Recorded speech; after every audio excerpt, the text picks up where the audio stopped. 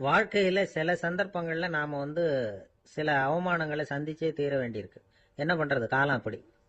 அவமானப்படுறவங்க உடனே அடங்கி போயிடுறது தான் உலக வழக்கம்.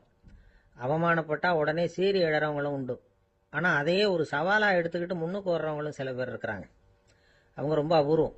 இன்னைக்கு மனோதத்துவ நிபுணர்கள்லாம் என்ன சொல்றாங்க தெரியுமா? அவமானப்பட்டுட்டா உடனே அடங்கி போயிடக்கூடாதான். அதையே ஒரு சவாலா எடுத்துக்கிட்டு மனசுல ஒரு வைராக்கியத்தோட முயற்சி பண்ணனா வாழ்க்கையில எல்லாரும் முன்னேறலாமா. அவமானம்ங்கிறத நாம வைராக்கியமா மாத்திக்கணும். அதுதான் வெற்றிக்கு வழி. ராமர் இந்த பூமியில பிறந்ததே ஒரு வைராக்கியத்தினால தான் சார் அப்படின்னார் ஒருத்தர். எப்படிங்க அது அப்படின்னு கேட்டேன். அவர் சொன்னார், தசரதருக்கு ராமர் குழந்தையா பிறக்கணும், அப்பதான் இங்க இருக்கிற கஷ்டங்கள்லாம் நீங்கும் அப்படின்னு சர்வ லோகமும் எதிர்பார்த்துக்கிட்டு இருக்குது. ஆனா அவர் எப்போ பிறப்பார் அப்படின்னு யாருக்கும் தெரியல. அந்த காரியம் சீக்கிரம் நடக்கணுமே, அதுக்கு என்ன பண்றது? நாரதர் வந்தார் ஒரு நாள் தசரதரை தேடி. தசரதா, உனக்கு ஒரு செய்தி தெரியுமான்னு ஆரம்பிச்சார். அவர் எப்பவும் இப்படித்தானே ஆரம்பிக்கிறது வழக்கம். என்ன விஷயம்னு கேட்டார் தசரதர். தசரதா, நீ அடிக்கடி உன்னோட தேர்ல ஏறிக்கிட்டு தேவலோகத்துக்கு போற, அங்க போற வர்ற எல்லாம் பண்ணிட்டு இருக்க, எல்லாம் சரி. தேவலோகத்திலையும் உன்னை நல்லபடியா தான் வரவேற்கிறாங்க. தேவேந்திரன் உன்னை பிரியமா அழைச்சிட்டு போய் தன்னுடைய அரியாசனத்திலேயே தனக்கு பக்கத்திலேயே உட்கார வைக்கிறான். நீயும் சந்தோஷமா உட்காந்து பேசிவிட்டு வந்துடுற. ஆனா நீ இங்க வந்ததுக்கு அப்புறம் அங்க என்ன நடக்குது தெரியுமா உனக்கு அப்படின்னாரான் நாரதர். என்ன நடக்குது எனக்கு ஒன்றும் தெரியலையே அப்படின்னாரான் தசரதர். நாரதர்கிட்ட கிட்டத்துல கேட்டிருக்காரு, கொஞ்சம் சொல்லுங்க என்னது அப்படின்னு. அவர் நெருங்கி வந்தாராம் நாரதரும். மெதுவா அவர் காதோட காதா சொன்னாராம். அதாவது நம்ம பாஷையில சொல்ல போனா பத்த வைக்கிறார். நீ அங்க தேவேந்திரங்கிட்ட உட்காந்து பேசிவிட்டு வந்த பிறகு நீ அங்க உட்கார்ந்து இருந்த அரியாசனத்தை தண்ணி ஊத்தி கழுவி சுத்தப்படுத்துறாங்க. நீ என்ன அந்த அளவுக்கு சுத்தம் இல்லாத ஆளா, தினம் குளிக்காமையா இருக்கிற அப்படின்னாராம். தசரதருக்கு இது ரொம்ப அவமானமா போயிடுது. அப்படியே செய்யறாங்க அப்படின்னாராம். ஆமா, நீ வேணும்னா நான் சொல்றது உண்மையா இல்லையா அப்படின்னு சோதனை பண்ணி பார்த்துக்கோ அப்படின்னாராம் நாரதர். உடனே தசரதர் இதுக்காகவே புறப்பட்டு தேவலோகம் போனார். அங்க வழக்கம் போலவே இவரை கூப்பிட்டு உட்கார வச்சு பேசிக்கிட்டு இருந்தான் தேவேந்திரன். கொஞ்ச நேரம் பேசிக்கிட்டு இருந்துட்டு சரி நான் கிளம்புறேன்னு புறப்பட்டார். சரி, அவனும் வாசல் வரைக்கும் வழி அனுப்பி வச்சுட்டு உள்ள போயிட்டான்.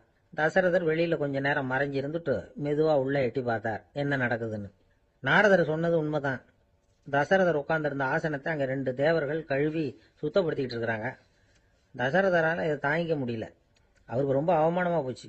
நேரா கிடுகிடுன்னு தேவேந்திரங்கிட்டே போனார். நான் உட்கார்ந்திருந்த இருக்கையே சுத்தம் பண்றியே, நான் என்ன அந்த அளவுக்கு பாவியா அப்படின்னு கேட்டார். ரொம்ப கோபமா கேட்டார். தசரதரே, மனுஷனுக்கு 3 கடன்கள் உண்டு. தேவ கடன், ரிஷி கடன், பித்ரு கடன். இதை தீர்க்காதவன் பாவியாகிறான். இதுல மகனை பெறுவதால் தான் பித்ரு கடன் தீரும். உனக்கு மகன் கிடையாது, அதனால நீ பாவியாகிற. பாவி உட்கார்ந்திருந்த இடம்ங்கிறதுனால அதை சுத்தம் செய்ய வேண்டியது எங்க கடமை அப்படின்னு நானா தேவேந்திரன். இந்த இடத்துல தசரதருக்கு ஏற்பட்ட அவமானம் ஒரு வைராக்கியமா மாறிச்சு. தேவேந்திரனே கேட்டுக்கோ, ஒரு மகனை பெற்ற பிறகுதான் இந்த சபையில மறுபடியும் அடி எடுத்து வைப்பேன் அப்படின்னு சொல்லிவிட்டு போயிட்டாராம். போய் புத்திர காமேஷ் யாகம் பண்ணார். புத்திரர்கள் பிறந்தார்கள்.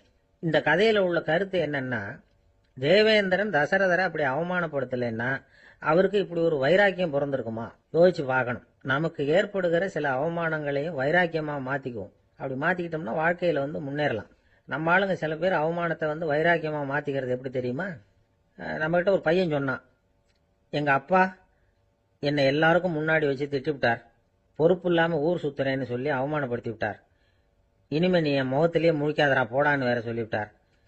எனக்கு ரோஷம் வந்துட்டுது. அந்த அவமானத்தை வைராக்கியமா மாத்திக்கிட்டேன். அன்னையிலிருந்து அவர் முகத்திலேயே முழிக்கிறது இல்லை அப்படின்னா. அப்படியான்னு கேட்டோம். ஆமாங்க, அவர் வீட்டில் இல்லாத நேரமா பார்த்து உள்ள சமையல் கட்டுக்கு போய் சாப்பிட்டுட்டு நைஸா வெளியில வந்துருவேன் அப்படிங்கிறான். நாட்டுல நல்லவங்க ஒருத்தர் 2 பேர் இருக்கிறதுனால தாங்க மழையே பெய்யுது அப்படின்னு சொல்றது உண்டு. நல்லார் ஒருவர் உளரேல் அவர் பொருட்டு எல்லாருக்கும் பெய்யும் மழை. சில சமயம் ரொம்ப பேர் திடீர்னு நல்லவங்களா ஆயிடுவாங்க போல இருக்கு. அதனாலதான் விடாம பேய் மழையா கொட்டி தீர்த்துடுது. எல்லாரும் நல்லவங்களாயிட்டா உலகமே தாங்காது போல இருக்க. அப்பப்ப ஒருத்தர் 2 பேர் நல்லவங்களாகணும், அப்பதான் சீரா மழை பெய்யும். மாசத்துக்கு 3 பேர் நல்லவங்களான மாதம் மும்மாறி பொழியும். இதெல்லாம் வேடிக்கை பேச்சு. இப்போ இதெல்லாம் ஒரு பக்கம் இருக்கட்டும். இப்போ விஷயத்துக்கு வருவோம். ஒரு கும்பல்ல நல்லவன் யாரு அப்படிங்கறத எப்படி கண்டுபிடிக்கிறது? இதுக்கு ஒரு வேடிக்கை கதை உண்டு. என்னுடைய நண்பர் ஒருத்தருக்கு அவங்க பாட்டியம்மா சொன்ன கதையா அது. அது என்ன கதைன்னா, ஒரு ஊர்ல ஒரு சமயம் பலமான மழை பெய்ய ஆரம்பிச்சுட்டுதான். இடி மின்னல் ரொம்ப கடுமையா இருந்திருக்குது. ஆரம்பிச்ச மழை வர வர கடுமையா ஆகிட்டு இருக்குதே தவிர நிக்கிற பாடா தெரியல. ஊர் ஜனங்கள்லாம் பார்த்தாங்க. இதுக்கு மேலேயும் வீட்டு உள்ள இருந்தா ஆபத்துங்கிறத புரிஞ்சுக்கிட்டாங்க. ஏன்னா வீடெல்லாம் இடிஞ்சு விழுந்துருமோங்கிற பயம். உடனே எல்லாரும் புறப்பட்டு ஊருக்கு பொதுவா இருந்த ஒரு மண்டபத்துல போய் தங்கிக்கிட்டாங்க. மின்னல் கடுமையா இருந்தது. இடி எந்த நேரத்திலயும் விழலாம்ங்கிற நிலைமை. எப்போ விழலாம்னு பார்த்துக்கிட்டு இருக்குது. அந்த மண்டபத்துல இருந்த ஜனங்கள் மனசுக்குள்ள ஒரு பயம். நம்ம கூட்டத்துல யாராவது ஒரு கெட்டவன் பாவம் பண்ணவன் இருந்தா கூட இடி இந்த மண்டபத்துல விழுந்துரும். அது எல்லாருக்கும் ஆபத்து அப்படின்னு நினைச்சாங்க. சரி, இதுக்கு என்ன பண்ணலாம் அப்படின்னு யோசனை பண்ணாங்க. அந்த கூட்டத்துல ஒரு பெரியவர் இருந்தார். அவரு ஒரு யோசனை சொன்னார். இதோ பாருங்க, அதுக்கு ஒரு வழி இருக்கு. அதோ எதிர்த்தாப்புல கொஞ்சம் தூரத்துல ஒரு உயரமா மரம் ஒண்ணு இருக்கு பாருங்க. பொதுவா இடி சுலபமா விழறது அது மாதிரி உயரமான மரத்துல தான். நம்ம கூட்டத்துல இருக்கிறவங்க எல்லாரும் ஒவ்வொருத்தரா போய் அந்த மரத்தை தொட்டு விட்டு திரும்பி வந்துடணும்.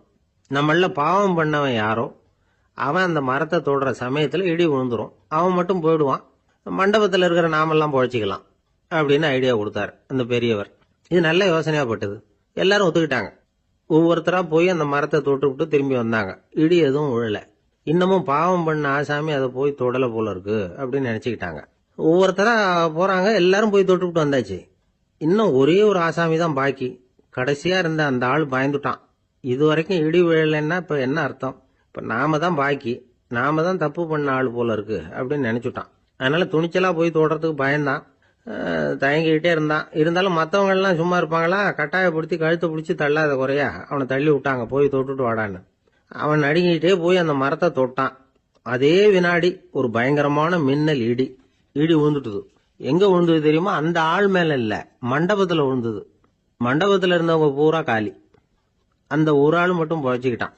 இந்த ஒரு ஆளை காப்பாத்துறதுக்காக தான் இடி மண்டபத்துல விழாம இருந்திருக்குது. இதுதான் கதை. அதனால நல்லவங்க எப்படியும் தப்பிச்சுக்குவாங்க அப்படிங்கிறது ஒரு நீதி. ஒருத்தன் அப்படிதான் தெருவில் நடந்து போய்கிட்டு இருந்தான். ரொம்ப நல்லவன்.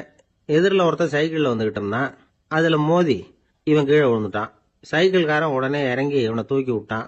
இவன் எழுந்திரிச்சு அவனை முறைச்சி பார்த்தான். அப்படி பார்க்காதீங்க சார், நீங்க ரொம்ப புண்ணியம் பண்ணிருக்கீங்க, அதுதான் இப்போ சைக்கிள்ல மோதிக்கிட்டீங்க அப்படின்றான். என்ன அப்படி சொல்றேன் நான்? இவன் 10 நிமிஷத்துக்கு முன்னாடி நான் லாரி ஓட்டிட்டு வந்தேன், அப்போ நீங்க எதிரில் வந்திருந்தீங்கன்னா என்ன ஆயிருக்கும் அப்படின்னானா. ஒரு கடைக்கு போனேன். 5 ரூபா பணத்தை எடுத்து கொடுத்தேன். ஒரு தினசரி பத்திரிகையை கேட்டேன். அவரு உடனே அங்க அடுக்கி வச்சிருந்த பத்திரிகையில ஒன்னு எடுத்து என் கையில கொடுத்தார். வாங்கிக்கிட்டேன். மீதி பணத்தை எடுத்தார். அதையும் என் கையில கொடுக்கணும்ல, கொடுக்கல.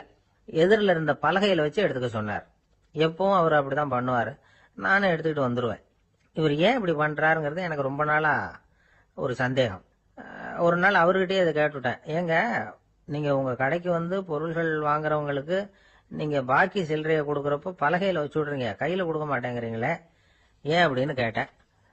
காசை கையில கொடுத்தா நம்ம கிட்ட இருக்கிற லட்சுமி போயிடுவா சார் அப்படின்னார். அதாவது பணம் செலவாயிடும் அப்படின்னு அர்த்தமா. இன்னொரு நண்பர், அவரு ஒரு நாள் வழக்கத்துக்கு மாறா ரொம்ப சோகமா உட்கார்ந்துருக்கிறார்.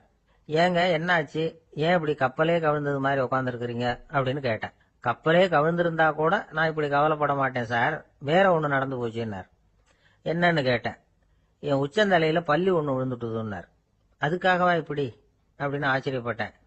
ஆமாங்க, பள்ளி உச்சந்தலையில விழுந்தா பலன் என்னன்னு பஞ்சாங்கத்துல பார்த்தேன், மரணம்னு போட்டிருக்கு அப்படின்னு சொல்லிவிட்டு அவர் தொடர்ந்து கவலைப்பட ஆரம்பிச்சிட்டார். இப்படியும் ஒருத்தர், என் கூட வேலை பார்க்கிற ஒருத்தர் எப்படி தெரியுமா, தினமும் வலது காலை வச்சுதான் ஆபீஸுக்கு உள்ள நுழைவார். என்னைக்காவது தவறுதலா இடது காலை வச்சு உள்ள வந்துட்டாருன்னா அன்னைக்கு பூரா மனசு சங்கடப்படுவார். எந்த வேலையும் சரியா ஓடாது. கேரம் போர்டு ஆடுற ஒருத்தர் எப்ப ஆட உட்கார்ந்தாலும் ஸ்ட்ரைக்கரை கை தவறி கீழே விழற மாதிரி பண்ணி அதுக்கப்புறம் அதை எடுத்துக்கிட்டு ஆட உட்காருவார். ஏன்னா எப்போ ஒரு தடவை நிஜமாவே அது கை தவறி கீழே விழுந்திருக்குது. அன்னைக்கு பிரமாதமா ஜெயிச்சுட்டார். உடனே ஒரு முடிவுக்கு வந்துட்டார், கை தவறுனா லாபம் அப்படின்னு. அதுக்கப்புறம் அதையே பழக்கமாக்கிக்கிட்டார். பூனை குறுக்க போனா சகனம் சரியில்லைன்னு நினைக்கிறவங்க உண்டு.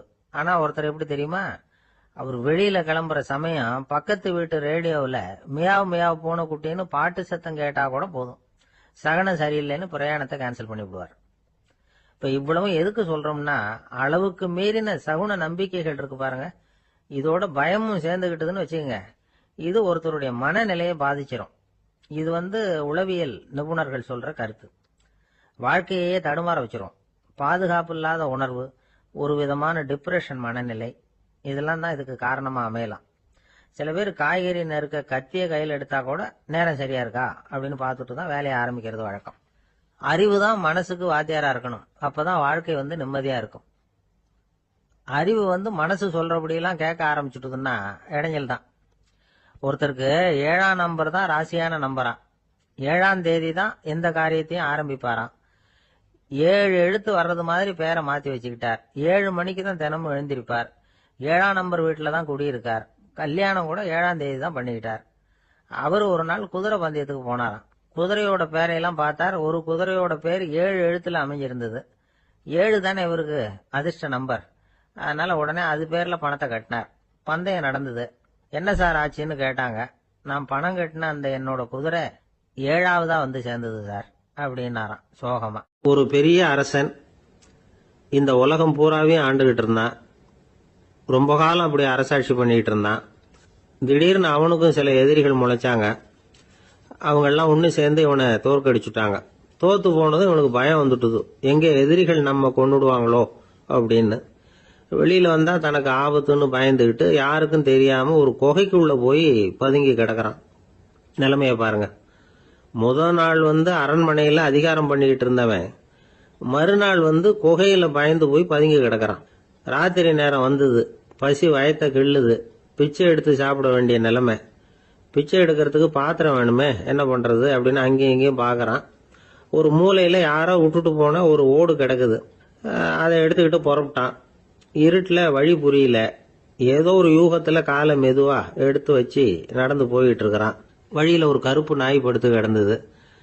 இருட்டுல அவன் இது கண்ணுக்கு சரியா தெரியல. அவனுக்கு தவறி போய் காலை வச்சுட்டான் அது மேல. நாய் சும்மா இருக்குமா, வள்ளுன்னு விழுந்து கடிச்சு விட்டுது. காலை பாக்குறான். காலத்தையும் நினைச்சு பாக்குறான். அரண்மனையில வீரக்கழல் அணிந்த காலை உடைய மன்னா அப்படின்னு புகழ்வாங்களே புலவர்கள்லாம். ஆனா அது இன்னைக்கு நாய் கடிச்ச காலம் ஆயிட்டுதே அப்படின்னு நினைக்கிறான். அது மட்டும் இல்ல, முன்னாடி எல்லாம் பொற்கிண்ணங்கள்ல தான் அவன் சாப்பிடுவான். ஆனா இப்போ உடைஞ்சு போன ஓட்டு, அது ஓட்டை கையில வச்சுக்கிட்டு நிக்கிறான். அதுல ஏதாவது யாராவது சாப்பாடு போடுவாங்களான்னு. முன்னாடி எல்லாம் நிறைய பேர் அரண்மனைக்கு வருவாங்க. அரசருக்கு காணிக்கைன்னு சொல்லி இவன் காலடியில கொண்டாந்து கொட்டுவாங்க. அப்போலாம் இவன் அந்த ஜனங்களுடைய முகத்தை திரும்பி கூட பாக்குறது இல்ல. ரொம்ப கர்வமா உட்காந்துருப்பான். அதே ஆளு இன்னைக்கு எல்லார் கண்ணிலையும் படுறது மாதிரி பிச்சை எடுத்துக்கிட்டு இருக்கிறான். அப்போலாம் காணிக்கைகளை தன்னுடைய கையால வாங்குறது தனக்கு கௌரவ குறைச்சல்னு நினைச்சு தன்னுடைய வேலைக்காரங்களை விட்டு தான் அதை வாங்க சொல்லுவான். இப்போ பாத்தீங்கன்னா அவனே தன் கையாலேயே பிச்சை வாங்குறான். நினைச்சு பாருங்க. அந்த மனுஷன் முத நாள் அரசன், மறுநாள் பிச்சைக்காரன். எவ்வளவு வித்தியாசம். செல்வம் தான் இப்படி ஒரு வித்தியாசம் ஏற்படுறதுக்கு காரணம். அப்படிப்பட்ட செல்வம் வாழ்க்கையை நடத்துறதுக்கு நமக்கு தேவைதான். ஆனா அதையே நாம அடைய வேண்டிய பயனா நினைக்கிறோம் பாருங்க, அதுதான் வேடிக்கை. இத நம்மாழ்வார் அழகா ஒரு பாசுரத்துல சொல்றார். ஒரு நாயகமாய் ஓட உலகுடன் ஆண்டவர், கருணாய் கவர்ந்த காலர், சிதைகிய பானையர், பெருநாடு காண இம்மையிலே பிச்சைதாம் கொள்வர், திருநாரணன் தாழ் காலம் பெற சிந்தித்து உய்மினோ அப்படிங்கிறார் நம்மாழ்வார். ஒரு பெரிய பணக்காரர் ஒரு துறவிகிட்ட போய், சாமி என்கிட்ட நிறைய பணம் இருக்கு, இருந்தாலும் நிம்மதி இல்ல, என்னால நிம்மதியா இருக்க முடியல, என்ன காரணம்னு கேட்டாராம். உடனே அந்த துறவி இதுக்கு நேரடியா பதில் சொல்லாம பக்கத்துல நின்றுகிட்டு இருந்த ஒரு குழந்தைய கூப்பிட்டார். அது ஓடியாந்தது. ஒரு ஆப்பிள் பழத்தை எடுத்து அது கையில கொடுத்தார். அதை வாங்கிக்கிட்டு குழந்தை சிரிச்சுது. இன்னொரு பழத்தை எடுத்து கொடுத்தார். அதை இன்னொரு கையில வாங்கிட்டு சிரிச்சுது. 3வது ஆப்பிள் எடுத்து கொடுத்தார். 2 பழத்தையும் நெஞ்சில் அணைச்சிக்கிட்டு 3வது பழத்தையும் வாங்கறதுக்கு முயற்சி பண்ணிச்சு. ஆனா அது உடனே நழுவி கீழே விழுந்து உருண்டு ஓடிச்சு. ஏற்கனவே இருந்ததும் விழுந்துட்டுது. இப்ப அந்த குழந்தை அழ ஆரம்பிச்சுட்டுது. இப்ப அந்த துறவி பணக்காரர்கிட்ட சொன்னாராம், குழந்தைய கவனிச்சியா, 2 ஆப்பிள் போதும்னு அது நினைச்சிருந்தா இப்போ அது அழ வேண்டிய அவசியம் வந்திருக்குமா அப்படின்னாராம். எதுவுமே அளவுக்கு மிஞ்சினா துன்பம்தான். இந்த காலத்துல இதெல்லாம் யாரு காதுல வாங்குறாங்க? ஒருத்தனை நல்ல வழிக்கு கொண்டு வரணும்னு நினைச்சு அவனை கூப்பிட்டு உட்கார வச்சு இந்த கதையை சொல்லிட்டு இருந்தாங்க. சொல்லிவிட்டு அந்த குழந்தை செஞ்சது தப்பு தானே அப்படின்னு கேட்டிருக்கிறாங்க. ஆமாம், தப்பு தான், நானா இருந்தா அப்படி செஞ்சிருக்க மாட்டேன் நானா இவன். 2 பழமே போதும்னு சொல்லிருப்பியா அப்படின்னு கேட்டிருக்காங்க. அப்படி இல்லைங்க, அவர் கொடுக்க கொடுக்க ஒவ்வொரு பழமா வாங்கி பின்னாடி வச்சுட்டு மறுபடியும் கையை நீட்டுவேன் அப்படிங்கிறானா. இவெல்லாம் எந்த காலத்துல திருந்துறது?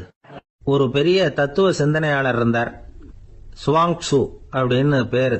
அவருடைய மனைவி ஒரு நாள் திடீர்னு காலமாயிட்டாங்க. ஐயோ பாவம், அவர் ரொம்ப வருத்தப்படுவார், போய் ஆறுதலா 4 வார்த்தை பேசிவிட்டு வரலாம் அப்படின்னு நினைச்சுக்கிட்டு நிறைய பேர் அவரை தேடிட்டு வந்தாங்களாம். வந்தவங்களுக்கு ஆச்சரியம், ஏன்னா இவர் வருத்தப்பட்டுக்கிட்டு இருப்பார் அப்படின்னு தானே எதிர்பார்த்தாங்க. அப்படி இல்லை, தாளம் போட்டுக்கிட்டு உட்காந்துருக்கிறார், தாளத்துக்கு தகுந்த மாதிரி பாட்டு வேற பாடிக்கிட்டு இருக்கிறார். என்ன மனுஷன் இவர், கொஞ்சம் கூட கவலை இல்லாம இப்படி இருக்கிறாரு அப்படின்னு நினைச்சாங்க. ஒருத்தர் துணிஞ்சு அவர்கிட்ட கேட்டுட்டார், என்னங்க இது இப்படி அப்படின்னு. அதுக்கு அவர் என்ன சொன்னார் தெரியுமா? இதை பாருங்க, என்னுடைய மனைவி பிறக்கிறதுக்கு முன்னாடி அவளுக்கு உயிரும் கிடையாது, உடலும் கிடையாது. அதுக்கு பிறகுதான் உயிர் வந்தது, உடல் வந்தது, அந்த உருவம் வந்தது. இப்ப என்ன ஆச்சு? அந்த உருவமும் உயிரும் போயிட்டுது, அவ்வளவுதானே. வந்தது போயிட்டுது. இளவேனில் காலம், இலையுதிர் காலம், பனிக்காலம், இப்படி பருவங்கள் மாறி மாறி வருது இல்லையா? அது மாதிரி பிறப்பும் இறப்பும் மாறி மாறி வருது. இது இயற்கை. இதுக்காக அழுதா அது எப்படி அப்படின்னாராம். ஞான தெளிவு அடைஞ்சவங்களுக்கு எல்லாமே சுகம்தான். திருவள்ளுவரும் அதைத்தான் சொல்றார், உறங்குவது போலும் சாக்காடு, உறங்கி விழிப்பது போலும் பிறப்பு. தூங்குறதுக்கெல்லாம் நாம வருத்தப்பட்டுக்கிட்ட இருக்கிறோமா?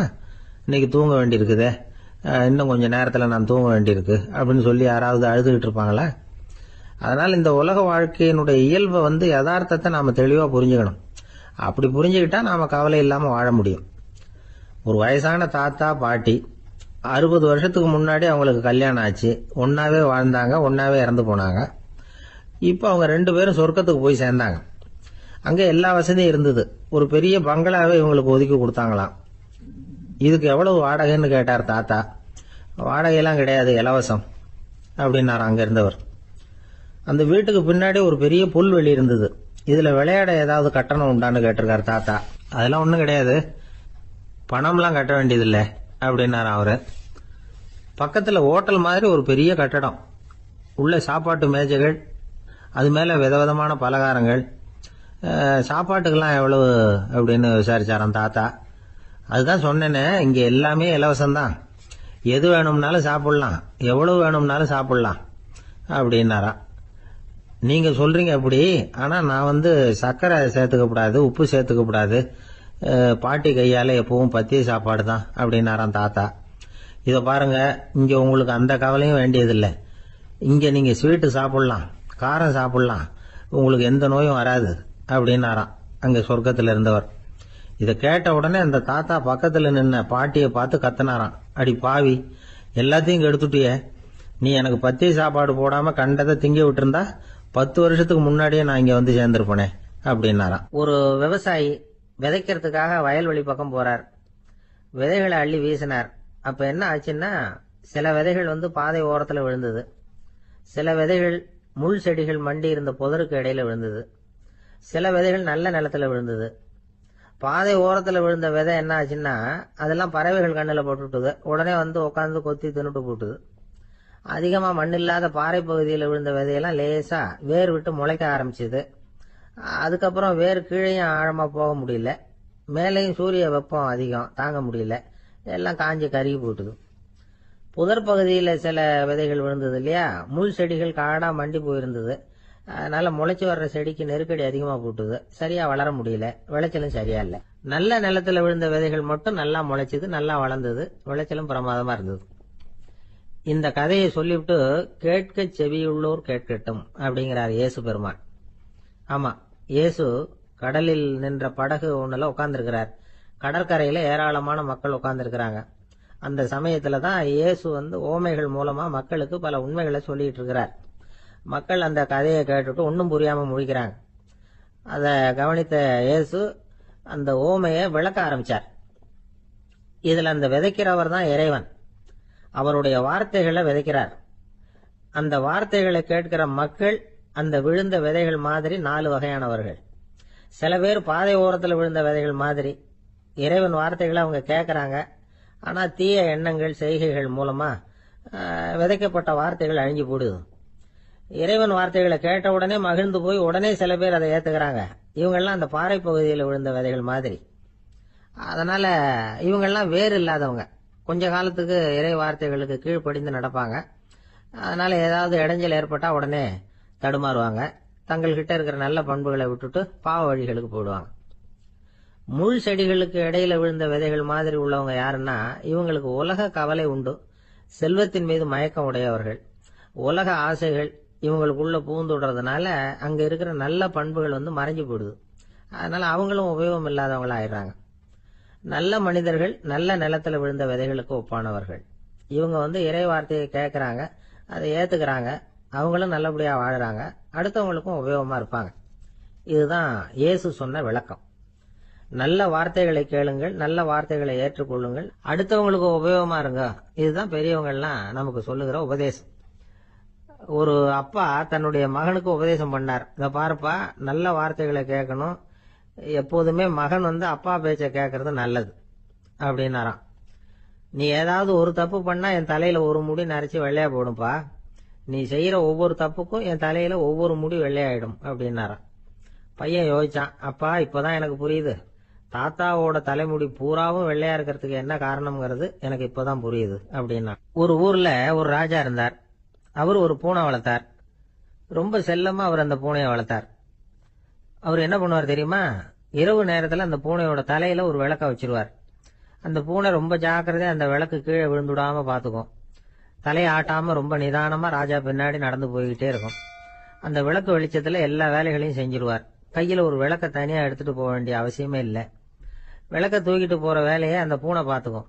அதனால ராஜாவுக்கு அந்த பூனை மேல ரொம்ப பிரியம்.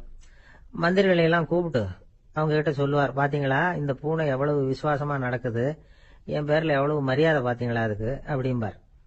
இதை கேட்டுட்டு அங்கிருந்த அமைச்சர்கள் ஒருத்தர் சொன்னார், மன்னா நீங்க சொல்றது சரிதான், இருந்தாலும் இந்த பூனையோட விசுவாசத்தை நாம கொஞ்சம் சோதிச்சு பார்க்க வேண்டியிருக்கு அப்படின்னாராம். சரி, உங்க ஆசையை ஏன் கெடுக்கணும், நல்லா சோதிச்சு பாருங்க அப்படின்னு சொல்லிவிட்டார் ராஜா. உடனே அந்த அமைச்சர் என்ன பண்ணார் தெரியுமா? எங்கேயோ புறப்பட்டு போனார். ஒரு 5-6 எலிகளை பிடிச்சிட்டு வந்தார். அரண்மனையில் ராஜா ஏதோ வேலை பார்த்துக்கிட்டு இருக்கிறாரு. பக்கத்துல அந்த பூனை ரொம்ப பணிவா நின்றுகிட்டு இருக்குது. அது தலையில விளக்கு எரிஞ்சுக்கிட்டு இருக்கு. அமைச்சர் தான் பிடிச்சிட்டு வந்த எலிகளை அந்த பூனை பார்வையில படுறது மாதிரி எதிரில் விட்டார். அந்த எலிகள்லாம் அங்கேயும் இங்கேயும் ஓட ஆரம்பிச்சது. அதை பார்த்தது பூனை, அவ்வளவுதான். தலையில இருக்கிற விளக்க பத்தியும் கவலைப்படல, ராஜாவை பத்தியும் கவலைப்படல. ஒரே பாய்ச்சலா பாஞ்சு எலிகளை துரத்த ஆரம்பிச்சுட்டுது. தலையில இருந்த விளக்கு எங்கேயோ போய் விழுந்தது, அணைஞ்சு போச்சு. இருட்டுல ராஜா தடுமாற ஆரம்பிச்சுட்டார். இந்த சமயத்துல அந்த அமைச்சர் மறுபடியும் விளக்க ஏத்தினார், வெளிச்சம் வந்தது. அதுக்கப்புறம் அந்த அமைச்சர் பேசினார், அரசே, பூனையோட விசுவாசத்தை பாத்தீங்களா? எலி அது கண்ணுல படுற வரைக்கும் தான் விசுவாசமா இருந்தது. அது மாதிரி எலிய பார்த்ததும் எல்லாத்தையும் விட்டுட்டு அதை துரத்த ஆரம்பிச்சுட்டு பாத்தீங்களா? தான் அந்த பூனையை பத்தி நினைச்சது தப்புங்கிறது அதுக்கப்புறம் தான் அந்த ராஜாவுக்கு புரிஞ்சுதான். சரி, இப்ப எதுக்கு இந்த கதையெல்லாம் அப்படிங்கிறீங்களா? இந்த பூனை மாதிரி தான் நம்ம மனசும். மனசை எவ்வளவுதான் பயிற்சி கொடுத்து பக்குவமா வச்சிருந்தாலும் பாக்குறதுக்கு பரமசாது மாதிரி தான் இருக்கும். பார்க்க வேண்டியதை பார்த்துட்டுதுன்னா பாஞ்சிரும். இந்த பூனை மாதிரி புலன் இன்ப பொருள்கள் கிட்டாத வரைக்கும் மனம் அடங்கி இருக்கிறது மாதிரி தான் தெரியும். கொஞ்சம் வாய்ப்பு கிடைச்சாலும் அது குதிக்க ஆரம்பிச்சிரும், தப்பு பண்ண ஆரம்பிச்சிரும். பெரிய பெரிய முனிவர்கள் வாழ்க்கையில நடந்த வீழ்ச்சி இதை தான் நிரூபிக்குது.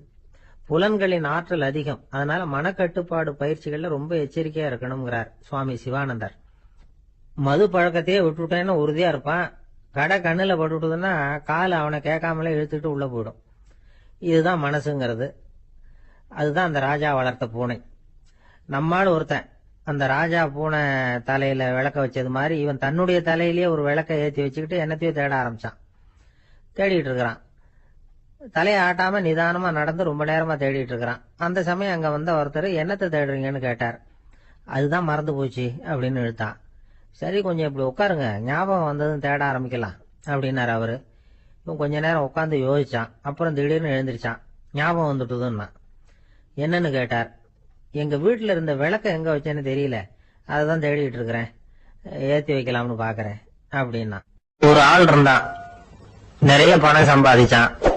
ஆனா செலவு பண்ண மனசு வரல, கருமி. அவன் என்ன பண்ணா, சேர்த்த பணம் பூராவையும் ஒரு மரத்தடியில புதைச்சு வச்சிருந்தான். வாரத்துக்கு ஒரு தடவை அந்த மரத்தடிக்கு வருவான். புதைச்ச இடத்த அவளோட பாத்துக்கிட்டு இருப்பான். அதுக்கப்புறம் போயிடுவான். அவ்வளவுதான். ஒரு நாள் ஒரு திருடன் வந்தான். இவன் புதைச்சு வச்சிருந்ததெல்லாம் எடுத்துட்டு போட்டான். இது தெரிஞ்சு போச்சு.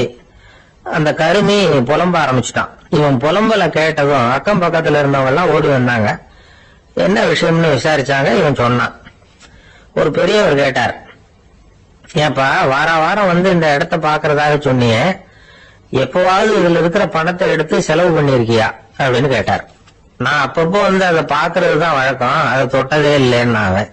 சரி அப்படின்னா இப்போ நீ அதே மாதிரி வாரம் ஒரு தடவை வந்து இந்த இடத்த பாத்துட்டு போகலாமே அப்படின்னாராம் அந்த பெரியவர். அதுவும் சரிதானே, எவ்வளவு காலமானாலும் அவன் அந்த பணத்தை எடுத்து செலவு பண்ண போறதில்ல. அப்படி இருக்கிறப்ப உள்ளே பணம் இருந்தாலும் ஒண்ணுதான், இல்லாம போனாலும் ஒண்ணுதான்.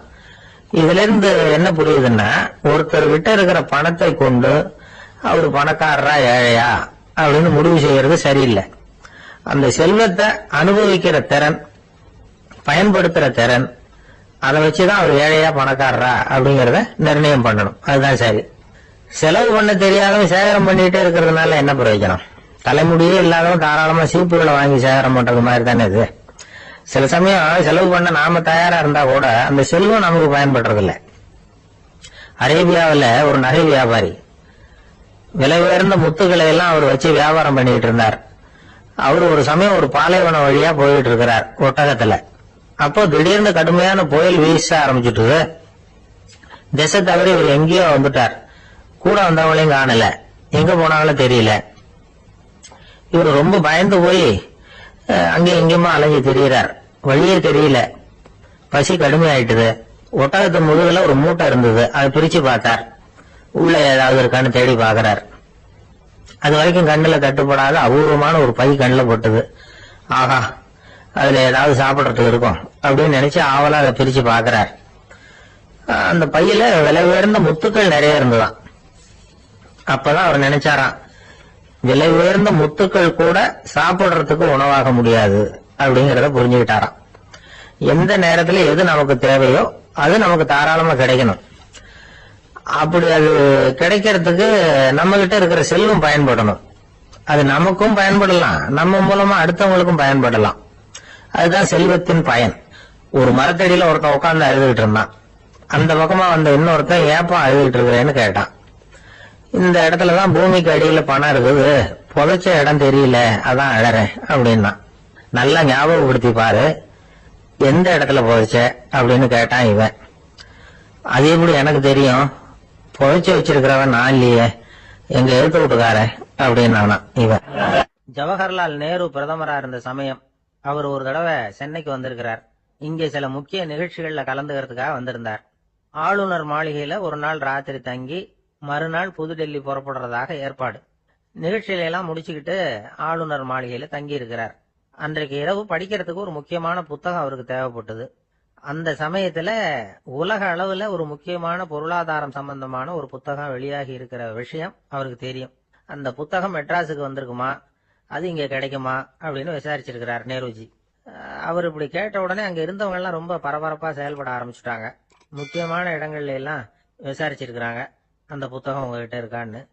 சென்னையில உள்ள கன்னிமாரா நூல் நிலையத்துக்கு எப்படியும் அந்த புத்தகம் வந்திருக்கணும் அப்படின்னு ஒரு நம்பிக்கை.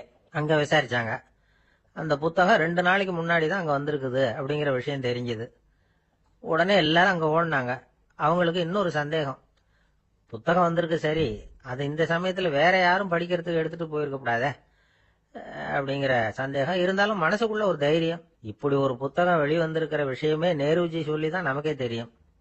அதுவும் இல்லாம உலக பொருளாதாரம் சம்பந்தமான ஏதோ ஒரு புத்தகம் அது, அதை போய் இந்த நேரத்துல அவ்வளவு ஆர்வமா யாரு எடுத்துட்டு போயிட போறாங்க அப்படிங்கிற தைரியம். இந்த தைரியத்தோட அந்த நூல் நிலையத்துக்கு ஓடினாங்க. புத்தகத்தை தேடுனா அது கிடைக்கல, யாரோ எடுத்துட்டு போயிருக்கிறாங்க. நேருவுக்கு மட்டுமே தெரிஞ்சிருந்த அந்த புத்தகம் பத்தின விஷயம் சென்னையில வேற ஒருத்தருக்கும் தெரிஞ்சிருக்குது. உடனே எல்லாரும் பரபரப்பா அந்த அதுக்குன்னு இருக்கிற ரிஜிஸ்டர் இருக்குல்ல, பதிவேடு, அதை புரட்டி பாக்குறாங்க யார் எடுத்துட்டு போறாங்கன்னு தெரிஞ்சுக்கிறதுக்காக. எடுத்துட்டு போனவங்க அதுல கையெழுத்து போட்டிருப்பாங்கல்ல, அதை பார்த்து யாருன்னு தெரிஞ்சுக்கலாம் அப்படிங்கிறதுக்காக தான் அதை புரட்டுறாங்க. அதோ அந்த புத்தகத்தோட பேரு பக்கத்துல அதை எடுத்துக்கிட்டு போனவங்க கையெழுத்து உத்து பாக்குறாங்க எல்லாரும். அதுல போட்டிருக்குது பேரு CN அண்ணாதுரை அப்படின்னு எழுதியிருந்தது. அவரு தான் பேரறிஞர் அண்ணா. நேரு படிக்க விரும்பின ஒரு புத்தகத்தை அதே நேரம் படிக்க விரும்பின இன்னொரு தலைவர் இவர். படிக்கிறதுல அவருக்கு இருந்த ஆர்வத்தை நாம தெரிஞ்சுக்கணும்னா அதுக்கு எவ்வளவோ சம்பவங்கள் இருக்கு. கடைசி காலத்துல அவர் அடையார் மருத்துவமனையில படுத்திருக்கிறார். அவருக்கு ஒரு முக்கியமான அறுவை சிகிச்சை செய்ய வேண்டியிருக்குது அவசரமா.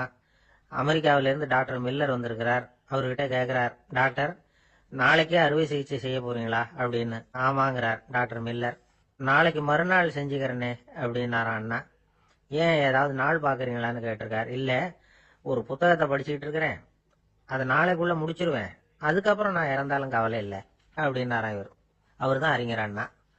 சங்ககால நூல்கள்ல இருந்து சமீபத்துல வந்த நூல்கள் வரைக்கும் எல்லாம் அவர் படிச்சிருக்கிறார். ஒரு திருமண விழாவில் அவர் பேசும்பொழுது சொன்ன விஷயம் இது. சங்க காலத்துல காதலியை மணக்க விரும்புகிறவனுக்கு அவனுடைய தந்தை வீர சோதனைகள்லாம் வைப்பாரு. போய் புலிப்பல் கொண்டுகிட்டு வா, அப்போதான் என் பொண்ணை கொடுப்பேன் அப்படின்னு சொல்லுவார்.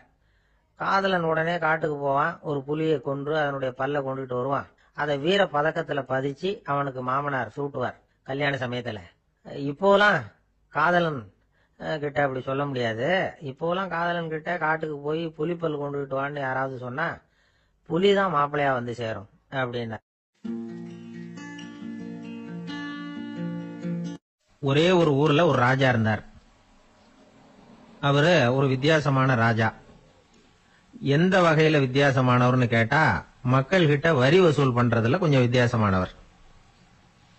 மற்ற மன்னர்கள் மாதிரி ஒரு நேரடியா வரி வசூல் பண்றது இல்ல, கொஞ்சம் மறைமுகமா அதை பண்ணுவார்.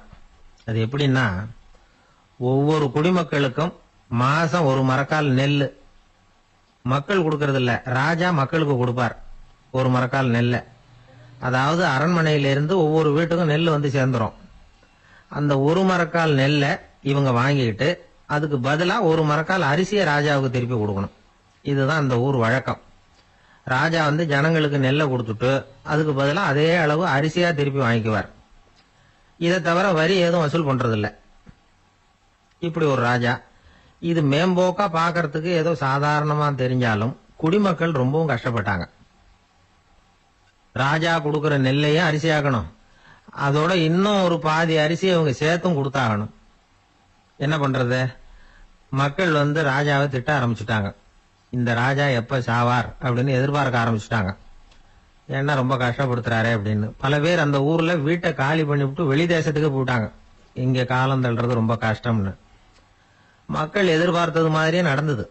அந்த மன்னன் நோய் வந்து படுத்த படுக்கை ஆயிட்டான். ராஜா அப்படி சாக கிடக்கிறாருன்னு தெரிஞ்சும் மக்கள் யாருமே வந்து பார்க்கல. எப்படி பார்ப்பாங்க? அவர் தான் எப்போ போவார்னு பார்த்துக்கிட்டு இருக்கிறாங்களே. என்னை ஏன் யாருமே வந்து பார்க்க மாட்டேங்கிறாங்க நம்ம குடிமக்கள்ல அப்படின்னு மந்திரி கிட்ட கேட்டார் ராஜா. நம்ம ஊர்ல மக்கள் எங்க இருக்காங்க பாக்கிறதுக்குன்னாரு அவரு. ஏன் என்னாச்சு அவங்களுக்குன்னு கேட்டார். அமைச்சர் அப்பதான் அரசனுக்கு அவன் பண்ணின தவறை வந்து சுட்டி காட்டினார். மக்களுக்கு இழைத்த கொடுமையை எடுத்து சொல்லி புரிய வச்சார். அதுக்கப்புறம் தான் மன்னருக்கு ஞானோதயம் வந்தது. செய்த பாவங்களை எண்ணி வருத்தப்பட்டான். மெதுவா அமைச்சர் பக்கம் திரும்பி, எங்க என் புள்ளன்னு கேட்டான். அவர் எங்கேயாவது ஊர் சுத்திக்கிட்டு இருப்பார், சூதாட்ட விடுதிகள்ல கிடப்பார் அப்படின்னாரு அமைச்சர்.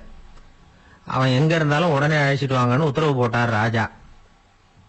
அடுத்த நாளே இளவரசனை கொண்டாந்து நிறுத்தினாங்க.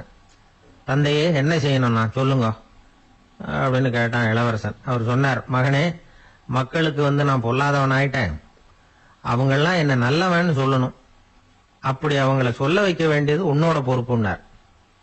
தந்தையே, நீங்க வந்து கவலைப்படாதீங்க, உங்களை ரொம்ப ரொம்ப நல்லவர்னு மக்கள் சொல்லும்படியாக நான் செய்யறேன் அப்படின்னு நான் பையன். அதுக்கப்புறம் கொஞ்ச நாள்ல பையன் பட்டத்துக்கு வந்தான். அவன் என்ன பண்ணான், வரி வசூல் பண்ற முறையில ஒரு மாற்றத்தை உண்டு பண்ணான். என்ன மாற்றம் பண்ணனான்னா, ஒவ்வொரு வீட்டுக்கும் ஒரு மரக்கால் உமிய கொடுக்கறது, அதுக்கு பதிலா ஒரு மரக்கால் அரிசியை வாங்கிக்கிறது. அப்பா என்ன பண்ணாரு, நெல்லை கொடுத்துட்டு அரிசியா வாங்கினார். இவன் மகன் வந்து உமிய கொடுத்துட்டு அரிசியா வாங்கினான். கொஞ்ச காலம் ஆச்சு. ஒரு நாள் மந்திரியை கூப்பிட்டு கேட்டான், அமைச்சரே, நம்ம ஊர் மக்கள் என்ன பேசிக்கிறாங்க அப்படின்னு. உங்க அப்பா ரொம்ப நல்லவன்னு பேசிக்கிறாங்க அப்படின்னாரு அமைச்சர். எப்படி இருக்கு பாருங்க, இவன் பண்ற கொடுமையில அப்பங்கார ரொம்ப நல்லவன் ஆயிட்டான். அதாவது இளவரசனை விட பழைய மன்னரே ரொம்ப நல்லவர், ரொம்ப பாதி கஷ்டம் தான் இது முழு கஷ்டம்ங்கிறது மாதிரி ஆயிட்டது. எப்படியோ அப்பாவுக்கு கொடுத்த வாக்க புள்ள காப்பாத்தி விட்டான். அதாவது மன்னர் ரொம்ப நல்லவர்னு சொல்ல வைக்கிறேன்னு தானே சொன்னான், அதே மாதிரி சொல்ல வச்சுட்டான். இந்த காலத்துல இது மாதிரி அப்பாவுக்கு உதவுற பிள்ளைகள் உண்டு. ஒரு பிள்ளையாண்டான்னு சொன்னான், நான் எங்க அப்பாவுக்கு ரொம்ப ரொம்ப உதவியா இருக்கிறேன் அப்படின்னா. அப்படியா, உங்க அப்பாவுக்கு ரொம்ப உதவியா இருக்கிறியா அப்படின்னா, உங்க அப்பா என்ன செஞ்சிட்டு இருக்காருன்னு கேட்டேன். சும்மா தான் இருக்கிறார் அப்படின்னா அவன். சும்மா இருக்கிறதுக்கு இவன் உதவியா இருக்கிறானா? இப்படி இருக்கிறாங்க. அதாவது நல்லவன் அப்படின்னு பேர் வாங்குறது ரொம்ப கஷ்டம். அதை எந்த வகையில வாங்கணும்னு முடிவு பண்றதுதான் முக்கியம். அதனால வாழ்க்கையில நாம மன்னரா இருந்தாலும் சரி, சாதாரண மக்களா இருந்தாலும் சரி, நல்லவன் அப்படிங்கிற பேர் வாங்குறது ரொம்ப முக்கியம். அப்படி நல்லவன்கிற பேர் வாங்கிட்டா வாழ்க்கை ரொம்ப சுலபமா அமையும். பக்தின்னு சொல்றோம் இல்லையா, அது 3 வகைப்படும் அப்படிங்கிறார் ஒரு பெரியவர். அது என்ன 3 வகைன்னா, தெய்வ பக்தி, அடியார்கள் பக்தி, குரு பக்தி. அடியார் பக்தியை விட, தெய்வ பக்தியை விட குரு பக்தி தான் ரொம்பவும் சிறந்ததுங்கிறார் அவர். தெய்வத்துக்கிட்ட செஞ்ச பாவம் குருநாதர்கிட்ட தீர்ந்துருமா, குருநாதர்கிட்ட செஞ்ச பாவம் தெய்வத்துக்கிட்ட போனாலும் தீராதான். இப்படி பெரியவங்களாம் சொல்லி வச்சிருக்கிறாங்க. ஒரு காடு, அங்க அயோத தௌமியர் அப்படின்னு ஒரு தபோதனர், அவரு பல மாணவர்களை ஒன்னா சேர்த்து ஒரு குருகுலம் நடத்திட்டு இருக்கிறார். பல தரப்பட்டவங்க, பல திறப்பட்டவங்க மாணவர்கள் அதுல சேர்ந்து படிச்சுக்கிட்டு இருக்கிறாங்க. பாஞ்சால ராஜகுமாரன் ஒருத்தனும் அந்த குருகுலத்துல சேர்ந்து படிச்சுக்கிட்டு இருக்கிறான். அவன் பேரு ஆருணி. பெரிய இடத்து புள்ள, இருந்தாலும் படுப்புல ரொம்ப கெட்டிக்காரனா இருந்தான். அவன் தான் அங்க முதல் மாணவன். ஒரு நாள் குருநாதர் அந்த அரசகுமாரனை கூப்பிட்டார். நம்ம குருகுலத்துக்கு சொந்தமான வயல்ல தண்ணீர் பெருகி வெள்ளம் பயிரை அழிக்குதான். அதனால நீ போய் மடையை அடைச்சிட்டு வந்துரும் அப்படின்னார். அந்த அரசகுமாரன் உடனே புறப்பட்டான். குருநாதர் சொல்லிட்டார்ல, உடனே புறப்பட்டான். நான் பெரிய இடத்து பிள்ளையாச்சே, ராஜகுமாரனாச்சே, ரொம்ப செல்வாக்கோட வளர்ந்தவனாச்சே, நான் போய் வயல்ல இறங்கி வேலை செய்யறதா அப்படின்னுலாம் அவன் நினைக்கல. குருநாதர் கட்டளையை நிறைவேற்ற வேண்டியது நம்ம கடமை அப்படின்னு நினைச்சான். உடனே ஒரு மண்வெட்டியை தூக்கி தோல்ல வச்சுக்கிட்டு புறப்பட்டு போயிட்டான். வயலுக்கு போனான். பார்த்தான், தண்ணி கரைய உடைச்சிக்கிட்டு வயலுக்குள்ள ஏகமா பாஞ்சிக்கிட்டு இருக்குது. இவன் மண்வெட்டியால களிமண்ணை புல்லோடு சேர்த்து புல் பத்த மாதிரி வெட்டி வெட்டி போட்டான். இருந்தாலும் மடையை அடைக்க முடியல. தண்ணி அதை மீறி வந்துகிட்டே இருக்கு. தண்ணி வேகமா வயலுக்குள்ள போய்கிட்டே இருக்குது. போடுற பத்தையெல்லாம் கரைஞ்சி கரைஞ்சி போயிட்டு இருக்கு. இருந்தாலும் இவன் தன்னுடைய முயற்சியை கைவிடல. வெட்டி வெட்டி போட்டுக்கிட்டே இருக்கிறான். காலையில அங்க போனவன் சாயந்தரம் வரைக்கும் இப்படி செஞ்சுக்கிட்டு இருக்கிறான். உடம்பும் மனசும் ரொம்பவும் சோர்ந்து போச்சு. இருந்தாலும் குருநாதர் கிட்ட கட்டளையை நிறைவேற்றாம இருக்கிறோமேங்கிற ஒரு குறை அவனுக்கு இருக்கு. குரு கட்டளையை நிறைவேற்றாத நான் இன்னமும் இருக்கணுமா அப்படின்னு யோசனை பண்ண ஆரம்பிச்சுட்டான். என்ன செய்யலாம்னு பார்த்தான். நம்ம குருநாதர் கிட்ட பணிக்காக இந்த உடம்பையே தியாகம் பண்ணலாம் அப்படின்னு முடிவு பண்ணான். தண்ணி பாயுதுல, அதுக்கு குறுக்க விழுந்து அப்படியே மடையை அடைச்சிக்கிட்டு அப்படியே படுத்துட்டான். இது மற்றவங்களுக்கு தெரியாது. அன்னைக்கு ராத்திரி ஒரு விளக்கு முன்னாடி உட்காந்து குருநாதர் பிள்ளைங்களுக்கு பாடம் சொல்லி கொடுத்துட்டு இருக்கிறார். வரிசையில் இருக்கக்கூடிய ராஜகுமாரனை காணல. நம்ம ஆருணி எங்க போனா அப்படின்னு சொல்லி மற்ற மாணவர்களை விசாரிச்சார். இப்போ அவங்க சொன்னாங்க, சுவாமி அவன் காலையில வயலுக்கு மடையை அடைக்கிறதுக்காக போனான், நீங்க தான் போக சொன்னீங்க, இன்னும் திரும்பி வரல அப்படின்னு அவர் பையன். குருநாதர் உடனே ஒரு தீவெட்டி எடுத்துக்கிட்டு மாணவர்களை அழைச்சிக்கிட்டு வயலுக்கு போனார். அங்க போய் பார்த்தா ஆளை காணும். ஆருணி ஆருணின்னு சொல்லி சத்தம் போட்டு கூப்பிட்டு பாக்குறார். நான் இங்க இருக்கேன் குருநாதா அப்படின்னு காலுக்கு அடியிலேருந்து ஒரு சத்தம் வருது. குனிஞ்சு பார்த்தா அவன் மடையில படுத்திருக்கிறான். என்னப்பா இதுன்னார். காலையிலேருந்து இந்த மடையை அடைச்சு பார்த்தேன் சுவாமி, முடியல, அதனால இப்படி குறுக்க படுத்துட்டேன். என்னை தாண்டறதுக்கு பயந்து போய் தண்ணியே தேங்கி நின்னுட்டுது அப்படின்னா. அவனுடைய குரு பக்தியையும் அவனை தாண்டறதுக்கு அஞ்சு நிற்கிற தண்ணி தேக்கத்தையும் பார்த்துட்டு எல்லாரும் ரொம்ப ஆச்சரியப்பட்டு போயிட்டாங்களாம். ஆருணி எழுந்திருச்சு வா அப்படின்னு கூப்பிட்டாராம் குருநாதர். அவன் தண்ணீரை பொழந்துகிட்டு எழுந்திருச்சு வந்தானான். அதனால அவனுக்கு உத்தாலகன் அப்படின்னு ஒரு பேர். உத்தாலகன்னா தண்ணீரை பிளந்தவன் அர்த்தம். அந்த உத்தாலகன் மாதிரி இந்த காலத்து மாணவர்களுக்கும் குரு பக்தி வேணும் அப்படின்னு சொன்னோம் ஒரு பள்ளிக்கூடத்துல. உடனே நிறைய மாணவர்கள் எழுந்திருச்சு நின்னாங்க. சார், நீங்க எங்களை இன்னமும் சரியா புரிஞ்சுக்கலன்னு நினைக்கிறோம். அன்னைக்காவது ஒருத்தன் அப்படி இருந்தான், இன்னைக்கு ஏகப்பட்ட உத்தாலகர்கள் இருக்கிறோம். எங்க வாத்தியார் கட்டளையிட்டா இப்பவே அது மாதிரி வயலுக்கு போய் மடையில குறுக்கப்படுத்துக்கிறதுக்கு இந்த வகுப்புல உள்ள அத்தனை பேரும் தயாரா இருக்கிறோம் அப்படின்னாங்க. அப்படியா அப்படின்னு சொல்லி கேட்டோம் ரொம்ப சந்தோஷமா. ஒருத்தன் ரொம்ப அடக்கமா எழுந்திருச்சான். அப்புறம் சொன்னான், ஆமா சார், வகுப்புல இவர் நடத்துற பாடத்தை கேட்டுக்கிட்டு இருக்கிறத விட பேசாம போய் மடையில படுத்துடுறது ஒன்றும் கஷ்டமான காரியமா இருக்காது, அதனாலதான் எல்லாரும் அங்க போறேன்னு சொல்றோம் அப்படிங்கிறான். இந்த உலகத்துல நாம நல்லபடியா இருக்கணும்னா அதுக்கு முக்கியமா தேவைப்படுறது ரெண்டு.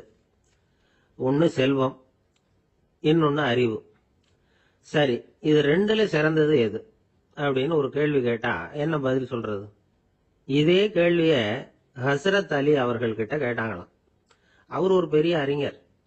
கேள்வி கேட்டவங்களும் சாதாரண ஆட்கள் இல்ல, இவங்களும் அறிஞர்கள். ஒரு நாள் ஹசரத் அலி அவர்கள்கிட்ட 10 அறிஞர்கள் வந்தாங்களாம்.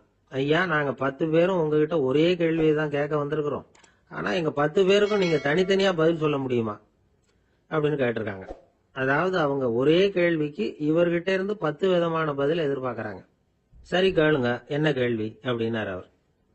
அப்பதான் அவங்க கேட்டாங்களாம், செல்வம் அறிவு இது ரெண்டுல சிறந்தது எது? இதுதான் கேள்வி.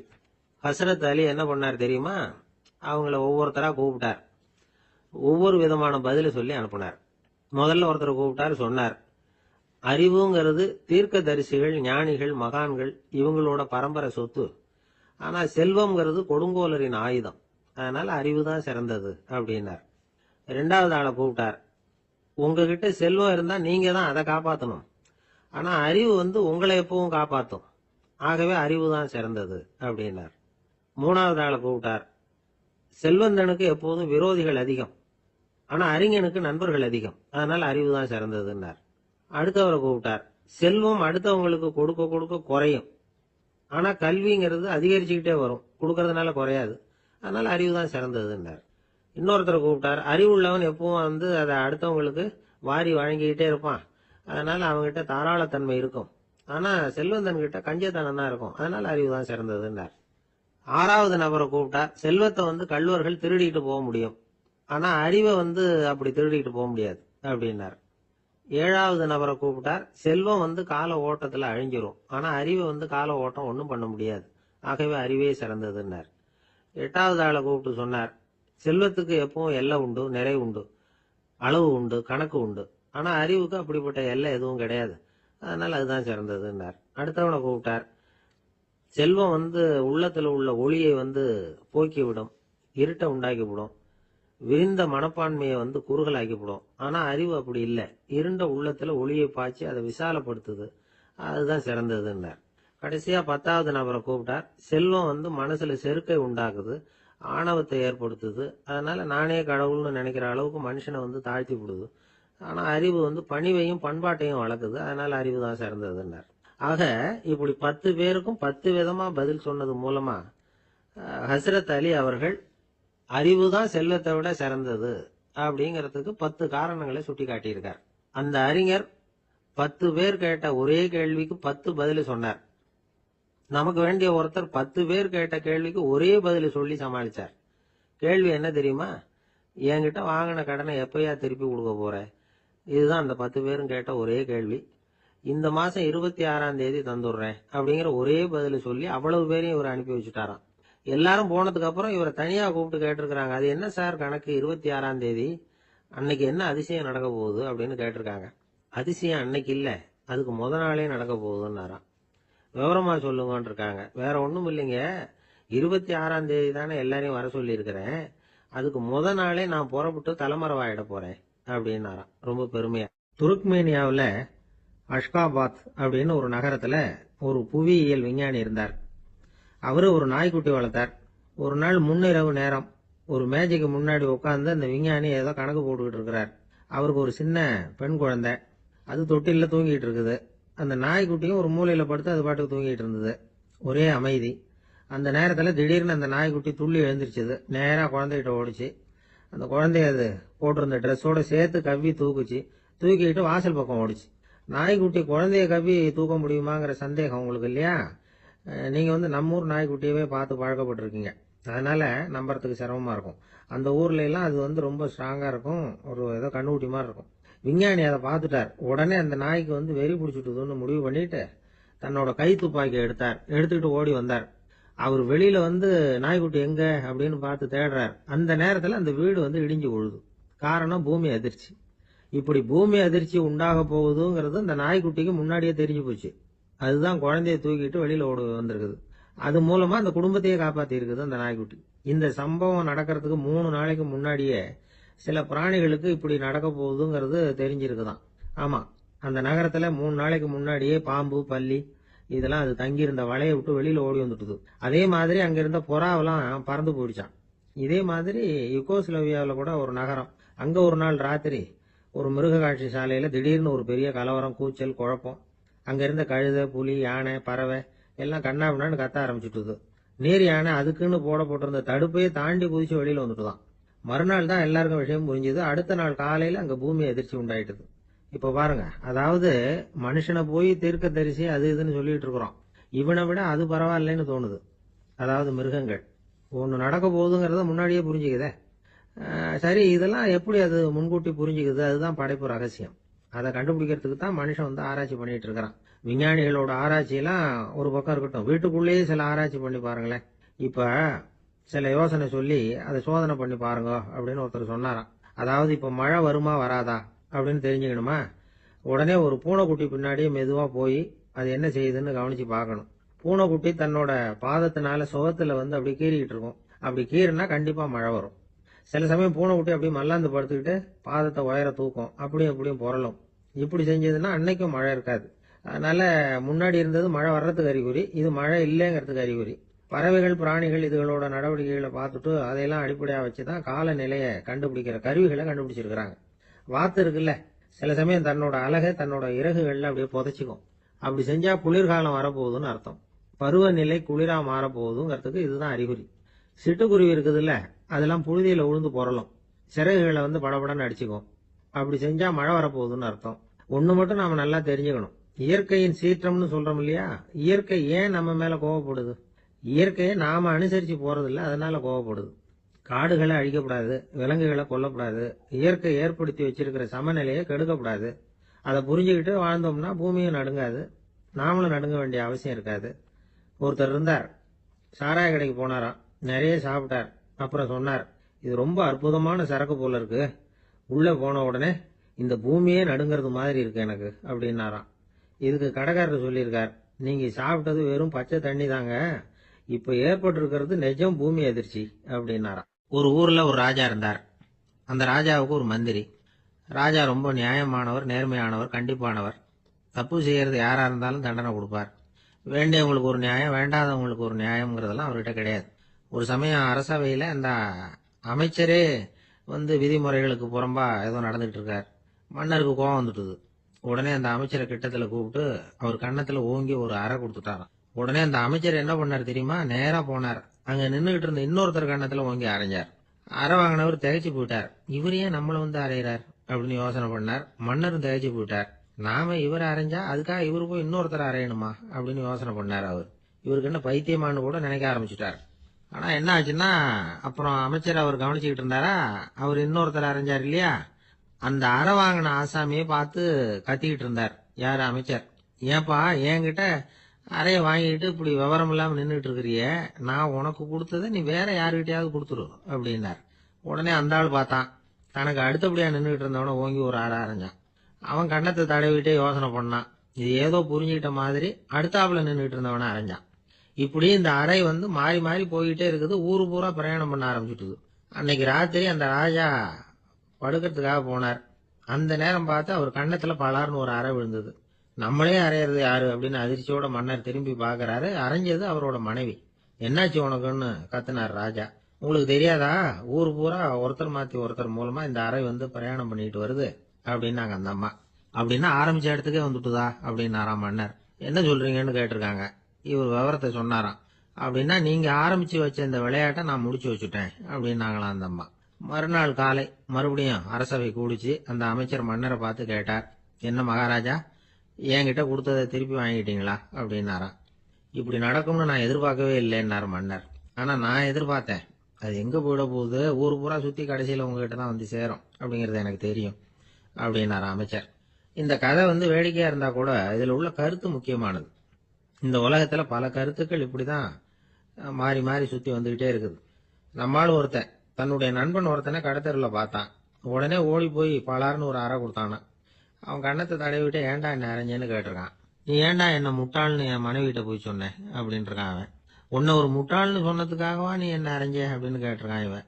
டேய், நான் அதுக்காக அறையலப்பா, அது ஒரு பெரிய ரகசியம் நான் முட்டாள்ங்கிறது. அந்த ரகசியத்தை நீ வந்து ஏன் எங்க வீட்டுல போய் சொன்னேன், அதுக்காக தான் அரைஞ்சேன் அப்படின்னு நான். ஒரு ராஜா இருந்தார். நாடு பூராவும் நிறைய மரங்களை நட்டு வளர்க்கணுங்கிறது அவரோட ஆசை. தானே அதுக்கு முன்மாதிரியா இருக்கணும்னு நினைச்சார். அரண்மனையை சுத்தி மரங்களை நட்டு வளர்த்தார். இதை பார்த்துட்டு ஜனங்களும் அவங்கவுங்க வீட்டை சுத்தி மரக்கன்றுகளை நட்டு வளர்த்தாங்க. கொஞ்ச காலத்துல ஊரு பூரா பசுமையா மாறிச்சு. எல்லாருக்கும் சந்தோஷமா இருந்தது. இது ஒரு பக்கம் இருக்கட்டும். இப்ப நான் சொல்ல போற கதை வேற. அதாவது அந்த ராஜா ஒரு நாள் தன்னுடைய அரண்மனைய சுத்தி இருக்கிற விதவிதமான மரங்களை எல்லாம் போய் பார்த்தார். எப்படி இருக்கிறீங்க அப்படின்னு ஒவ்வொரு மரத்துக்கிட்டையும் விசாரிச்சாராம். எந்த மரமும் சந்தோஷமா இருக்கிறதா தெரியல. அதுக்கு மனசுல ஒரு குறை. முதல்ல ஆலமரத்துக்கிட்ட போனார். அது சொல்லிச்சு, மண்ணா நான் நல்லா பெருசா வளர்ந்துருக்கிறேன், அடர்த்தியா இருக்கிறேன், கிளையெல்லாம் 4 பக்கமும் நல்லா படர்ந்துதான் இருக்குது, இருந்தாலும் எந்த பிரயோஜனமும் இருக்கிறதா தெரியல. எனக்கு என்னுடைய பழம்லாம் ரொம்ப சின்னதா இருக்குது, என் கண்ணுக்கு சரியா புறப்பட மாட்டேங்குது. நான் இருக்கிற சைஸுக்கு என்னுடைய கிளையில இருக்கிற பழம்லாம் எவ்வளவு பெருசா இருக்கணும், அது இத்தனூண்டு இருக்கிறது எனக்கு பெரிய அவமானமா இருக்கு. இப்படி இங்க நின்றுகிட்டு இருக்கிறதே ரொம்ப கூச்சமா இருக்கு. ஒரு நல்ல புயல் வந்ததுன்னா பேசாம சாஞ்சு விடலாமான்னு பாக்குறேன் அப்படின்னு புலம்புது ஆலமரம். சரி இருக்கட்டும்னு நினைச்சுக்கிட்டு ராஜா அடுத்தபடியா ஒரு அத்தி மரத்துக்கிட்ட போனார். அதுவும் புலம்ப ஆரம்பிச்சுட்டுது. நான் கூட பெரிய மரம் தான், இல்ல இலையெல்லாம் அழகா தான் இருக்குது, பழம் அழகா இருக்குது, இருந்தாலும் உள்ள விஷயம் இல்லையே, அத்தி பழத்தை புட்டு பார்த்தா அத்தனையும் சொத்த அப்படின்னு பழமொழியே உண்டாயிட்டுதே. இப்படி ஒரு கெட்ட பேரோட நான் இருக்கணுமா அப்படின்னு புலம்புது அது. சரி இது இருக்கட்டும் அப்படின்னு சொல்லி அடுத்தபடியா வேப்ப மரத்துக்கிட்ட போனார். அது தன்னுடைய வேதனையை வெளியிட்டது. எனக்கு எவ்வளவோ மருத்துவ குணங்கள்லாம் இருக்கிறதா சொல்லிக்கிறாங்க, இருந்தாலும் என்ன பிரயோஜனம், என்னுடைய பழத்தை மனிதர்கள் யாரும் விரும்பி சாப்பிடுறது இல்லையே அப்படின்னு. ராஜா அடுத்தாப்புல இருந்து ஒரு பனை மரத்துக்கிட்ட போனார். நான் நல்லா உயரமா தான் வளர்ந்துருக்கிறேன், மற்ற மரங்கள்லாம் என்னை அண்ணாந்து தான் பார்க்கணும், இருந்தாலும் என்கிட்ட நிழலுக்காக யாரும் ஒதுங்கறது இல்லையே அப்படின்னுது. என்ன இது எல்லா மரமும் இப்படி திருப்தி இல்லாம இருந்துகிட்டு இருக்குதே அப்படின்னு நினைச்சுக்கிட்டே ராஜா அடுத்தபடியா அங்க இருந்த ஒரு பைன் மரத்துக்கிட்ட போனார். அழகா உயரமா பசுமையா தான் இருந்தது, ஆனா பழமோ பூவோ கிடையாது. அதை நினைச்சு அது வருத்தப்பட்டுக்கிட்டு இருக்குது. ஓக் மரம் அது ஒன்று நின்றுட்டு இருந்தது. அது என்ன சொல்லிச்சுன்னா, இலையுதிர் காலத்துல என் மேல இருக்கிற எல்லா இலைகளும் உதிர்ந்து போடுது, முடி கொட்டின மனிதர்கள் மாதிரி மொட்டையா நான் நிக்க வேண்டி இருக்குது, என்ன வாழ்க்கை இது அப்படின்னு சொல்லி அழுத்துக்கிட்டது. சரி புளிய மரம் என்ன சொல்லுது பாப்போம்னு அதுகிட்ட போனா, என்னுடைய நிழல்ல யாருமே தங்க மாட்டாங்க, உடம்புக்கு சூடுன்னு ஒதுங்கி போயிடுவாங்க, அடிமரத்தை பாத்தீங்கன்னா பட்டையெல்லாம் உறிஞ்சி பாக்குறதுக்கே கேவலமா இருப்பேன் அப்படின்னுது அது. முருங்கை மரம் என்ன சொல்லிச்சு தெரியுமா, என்னுடைய இலை காயெல்லாம் சாப்பிட்றவங்களுக்கு சத்து கொடுக்கறது வாசம் தான், ஆனா என் உடம்புல சத்தே கிடையாது, கொஞ்சம் வேகமா காத்து அடிச்சதுன்னா முறிஞ்சு விழுந்துடுறேன், என்ன வாழ்க்கை இது அப்படின்னு சொல்லி அது வருத்தப்பட்டது. ராஜா யோசனை பண்ணார், என்ன இது மரங்கள் பூமியின் வரங்கள்னு சொல்றோம், மழை பெய்யறதுக்கு அதுதான் காரணம், பூமி செழிப்பா இருக்கிறதுக்கும் அதுதான் காரணம், வீடு கட்டுறதுக்கு மரம், நாற்காலி செய்ய உபயோகப்படுத்துறதுக்கும் அதுதான் உபயோகப்படுது, மனுஷனுக்கு வேண்டிய ஆகாரங்களையும் கொடுக்குது, இப்படிலாம் இருந்தும் எல்லா மரமும் நிம்மதி இல்லாம இருந்துகிட்டு இருக்குதே அப்படின்னு நினைச்சார். அப்போ அங்க இருந்த ஒரு மகிழ மரம் அவர் கண்ணுல பட்டது. அந்த மரம் மட்டும் கொஞ்சம் நிம்மதியா மகிழ்ச்சியா இருக்கிறது மாதிரி தெரிஞ்சுது. உடனே ராஜா அதுகிட்ட போனார். உனக்கு மனசுல எதுவும் குறை இல்லையான்னு கேட்டார். இல்ல நான் சந்தோஷமா தான் இருக்கேன்னு அந்த மகிழ மரம். அப்படியான்னு ஆச்சரியமா கேட்டார் ராஜா. ஆமா மன்னா, இந்த இடத்துல நீங்க ஒரு முருங்கை மரத்தையோ வேப்ப மரத்தையோ கூட நட்டிருக்கலாம், ஆனா இந்த இடத்துல நடுறதுக்கு என்ன தேர்ந்தெடுத்திருக்கிறீங்க, அதுவே எனக்கு பெருமை, அதுவே எனக்கு திருப்தி அப்படின்னு தான் மகிழ மரம். மகிழ மரம் சாதாரணமா தான் இருக்கும், இளம் மஞ்சள் நிறத்துல பூக்கள், அது காய்ந்தும் மனம் வீசும். மகிழ மரம் மாதிரி மன திருப்தியோட வாழறதுக்கு நாம கத்துக்கணுமா. நாம இந்த உலகத்துல ஒரு நாயாவோ நரியாவோ கூட பிறந்திருக்கலாம், மனுஷனா பிறந்திருக்கிறோம், அதுவே பெருமை தானே. இந்த நிறைவு தான் மகிழ்ச்சியின் ரகசியம். ஒரு பையன் அப்பா கிட்ட போய், அப்பா நீங்க இந்த உலகத்துல ஒரு மனுஷனா பிறந்தது என்னோட அதிர்ஷ்டம் நானா. ஏண்டா அப்படி சொல்றேன்னு இருக்காரு அப்பா. நீங்க ஒரு கரடியா பிறந்திருந்தா இந்நேரம் நானும் ஒரு கரடி குட்டியா தானே இருந்திருப்பேன் அப்படின்னு நானா பையன். ராமகிருஷ்ணர் வாழ்ந்த காலத்துல நடந்த ஒரு நிகழ்ச்சி இது. அப்போ ஒரு ஓவியர் இருந்தாராம். அவருக்கு ஒரு ஆசை, ராமகிருஷ்ணர் படத்தை வரையணும், அதை அவர்கிட்டயே கொண்டுட்டு போய் காட்டி அபிப்பிராயம் கேட்கணும். இதுதான் அந்த ஓவியரின் ஆசை. உடனே ராமகிருஷ்ணர் படத்தை வரைஞ்சி முடிச்சார். அதை எடுத்துக்கிட்டு போனார். இவர் போன சமயம் அங்க ராமகிருஷ்ணர் சீடர்களோட உட்கார்ந்து இருக்கிறார். விவேகானந்தர் அங்க இருக்கிறார். இந்த ஓவியர் கொண்டுகிட்டு போய் தான் வரைந்த ஓவியத்தை அவர்கிட்ட காட்டினார். ராமகிருஷ்ண பரமஹம்சரின் ஓவியத்தை ராமகிருஷ்ணர்கிட்டயே காட்டுறார். ராமகிருஷ்ணர் என்ன பண்ணார் தெரியுமா, அந்த படத்தை பார்த்தார். உடனே அது காலை தொட்டார். குருதேவருடைய இந்த செயல் சீடர்களுக்கு ரொம்ப வியப்பை உண்டு பண்ணிச்சு. சில பேர் மனசுக்குள்ளேயே ரொம்ப குழம்பி போக ஆரம்பிச்சுட்டாங்க, என்ன இப்படி பண்றாருன்னு. என்ன இது, இது அவரோட படம், அவரே அவரோட படத்தின் காலை தொடுறார் அப்படின்னு யோசிச்சாங்க. சில பேர் ஒன்னும் புரியாம ஒருத்தர் பார்த்து சிரிச்சுக்கிட்டாங்க. அந்த இடத்துல சீடர்கள் மட்டும் இல்ல, சீடர் அல்லாத பல பேர் இருந்தாங்க. தன்னுடைய காலை தானே தொடர இவருடைய செயல் பற்றி என்ன நினைக்கிறது அப்படின்னு அவங்களும் குழம்பி போய் நிக்கிறாங்க. அந்த படத்தை வரைஞ்சி அவர்கிட்ட காட்டின அந்த ஓவியருக்கும் அதிர்ச்சி. இருந்தாலும் அவர் சீடர் கிடையாது, அதனால கொஞ்சம் துணிச்சலை வர வச்சுக்கிட்டு கேட்டார், என்னங்க இது, என்னால என்னுடைய கண்களையே நம்ப முடியல, இது உங்க சொந்த உருவப்படம், நீங்க உங்க சொந்த கால்களையே தொடறீங்க, இது எங்களுக்கு கொஞ்சம் சங்கடமா இருக்குதே அப்படின்னார்.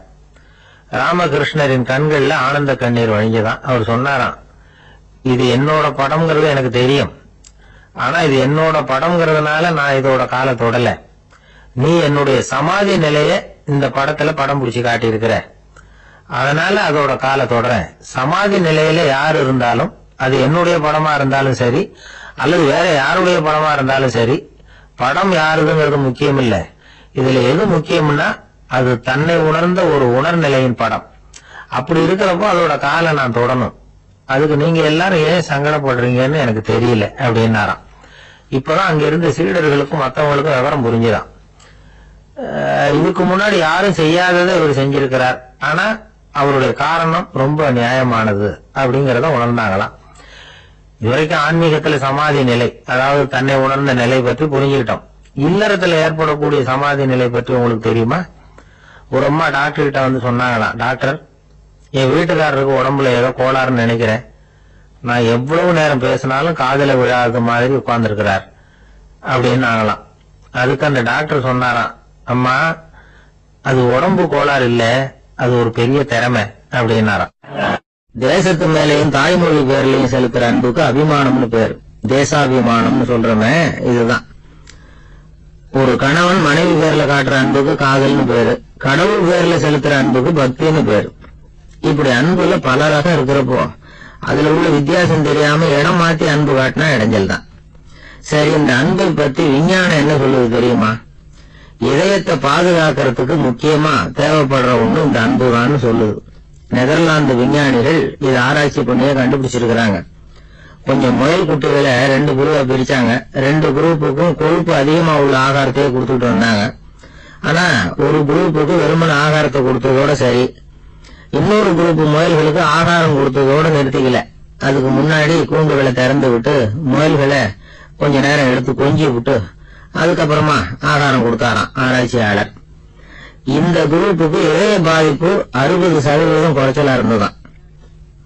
சில நோயாளிகளுக்கு ஹார்ட் அட்டாக் வந்தாலும் அதை தாங்கிக்கிட்டு குணமாகிற சக்தி அதிகமா இருக்குது. இது எப்படின்னு ஆராய்ச்சி பண்ணி பார்த்திருக்கிறாங்க. அவங்க எல்லாம் மனைவி தன் பேர்ல ரொம்ப அன்பா இருக்கிறதாக நினைக்கிறவங்க எல்லாம் இருக்கிறாங்களாம். இதய நோயாளிகள் பல பேரை சந்திச்சு இதய நோய் ஏற்பட என்ன காரணம்னு கேட்டிருக்கிறாங்க. அவங்க சொன்ன காரணம்லாம் சாப்பாடு சம்பந்தமா இல்லையா, மனைவி அன்பா இல்ல, இப்படிப்பட்ட காரணத்தை தான் சொல்றாங்களாம். அதனால இதயத்தை பாதுகாக்கணும்னு நினைக்கிறவங்க அடுத்தவங்க அன்பா இருக்கிறது மாதிரி பாத்துக்கோங்க, அதுதான் முக்கியம். ஒருத்தர் முகம் பூரா பிளாஸ்டிக் போட்டுட்டு வந்தார், ரொம்ப கோபமா. என்னங்க ஆச்சுன்னு விசாரிச்சேன். எல்லாம் உங்களாலதான் சார்னார். விவரமா சொல்லுங்களேன். உங்க தகவலை கேட்டுட்டு ஒரு பூனைக்குட்டிய கையில எடுத்தேன், அன்பா அதை தடவி கொடுக்கறதுக்காக.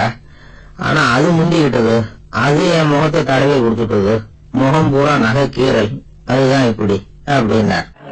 ஒரு நண்பர் வந்தார், ரொம்ப இறுக்கமா உடை அணிஞ்சிருந்தார். அதாவது ஆடைக்குள்ள அவர் மாட்டிக்கிட்டு இருந்தது மாதிரி தெரிஞ்சது.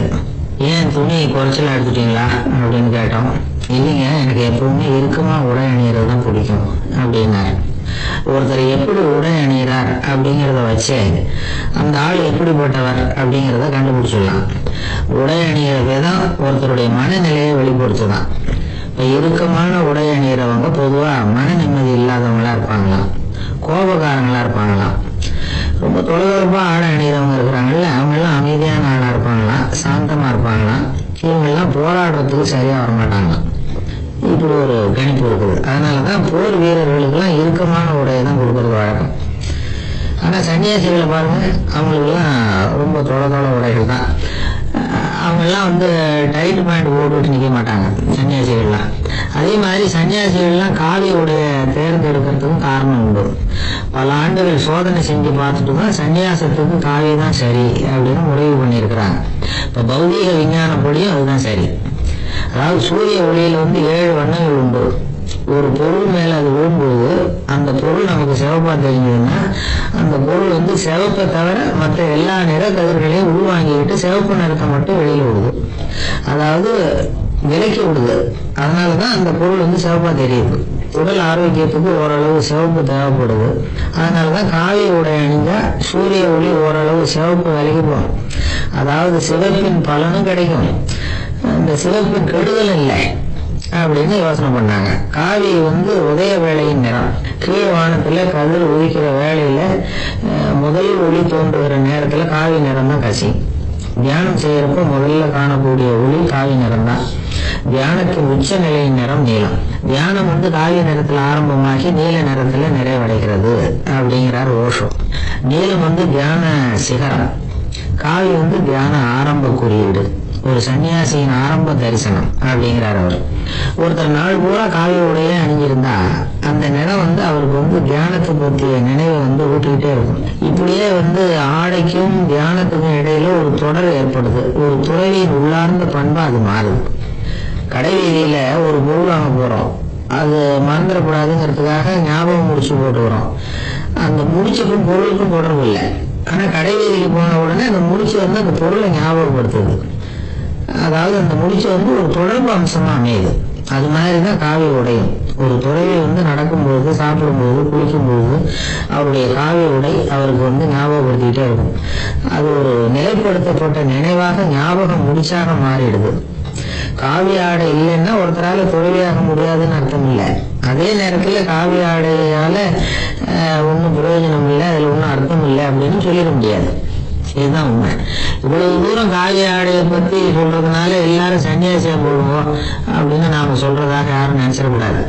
மனசுக்கும் நிறத்துக்கும் உள்ள சம்பந்தத்தை தெரிஞ்சுக்கிறதுக்காக தான் இவ்வளவு. நமக்கு தெரிஞ்ச நண்பர் ஒருத்தர் இருக்கிறார், ஆபீஸ்ல வேலை பார்க்கிறவர். ஒவ்வொரு மாசமும் 20ஆம் தேதிக்கு பிறகு அவர் போய் பாத்தீங்கன்னா காவி உடை அணிஞ்சிட்டு, கண்ணை மூடிக்கிட்டு, கை ரெண்டையும் விரிச்சு வச்சுக்கிட்டு தியானத்திலேயே உட்காந்துருப்பாரு. ஏன் இப்படி பண்றீங்கன்னு கேட்டேன். அதாவது 20ஆம் தேதிக்கு பிறகு என் கையில ஒரு பைசா கூட கிடையாது, ஒரு சன்னியாசி லெவல்ல இருக்கிறேன்,